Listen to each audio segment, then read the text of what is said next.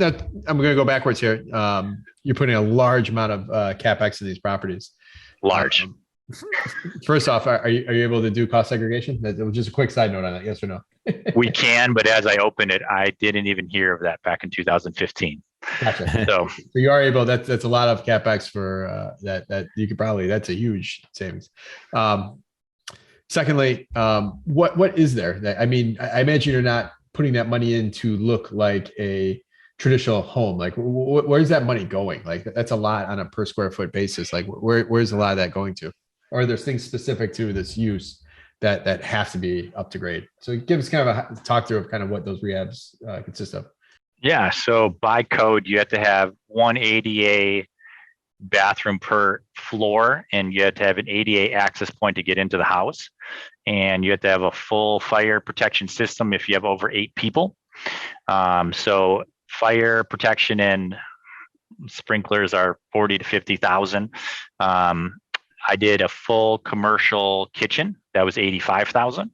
And then I decided that one ADA per house isn't good enough. So I added 3. And I just did things how they had to be done.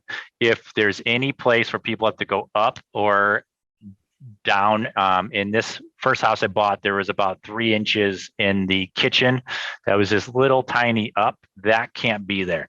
So you have to take out all of that. I put cameras on the inside and the outside. I had 9 or 10 cameras on the inside, and I think I had 2 or 3 outside. So I put what I felt would be what our family would ask for to give a good, cozy home feel. The average bedroom was 12 by 12. The whole point of it is that they aren't in there the whole afternoon.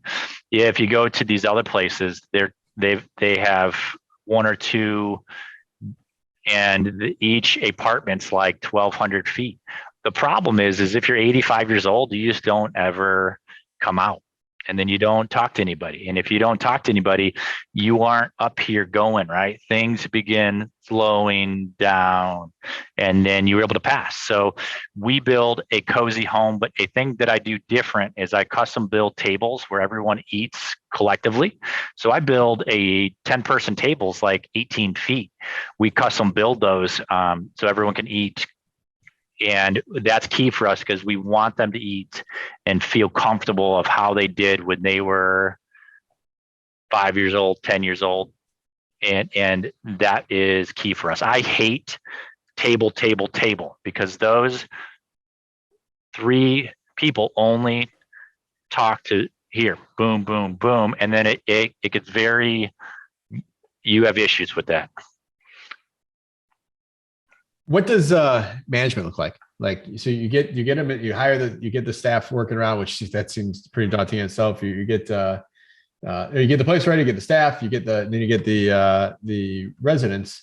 What does ongoing management look like for you as the provider? So I did all of that personally at first, and then I quickly figured out that I did not have that area of expertise for that. So I quickly partnered up with a person who had 38 years of healthcare experience. I was actually calling on church pastors because I thought a church pastor would have access to who's who, and church pastors are hard to call on because they don't answer their phone. I finally got a church pastor to call me back, and I talked with him. And I think honestly, he was like, Brandon, you aren't so good at this. Why don't I introduce you to this person who has been in healthcare for 38 years? He didn't actually tell me that, but I just think that he felt that I wasn't that good at it, right? Because I used to do cars and also for 14 years, I didn't have that area of expertise. I mean, I did invest into homes from 2010 through 14. So I was able to open it, but I found out that opening up the home was the easy part. Operating it, that was a whole different topic. So I had to find experts that had that experience. And I ended up partnering up with a girl that was able to help me for filling the open beds and then operating it. You have to hire a ED, a nurse, all those things are able to happen. Our company has grown today now where we've got a full-time ED, we got a full-time chief, so like operating officer, we have a full-time RN.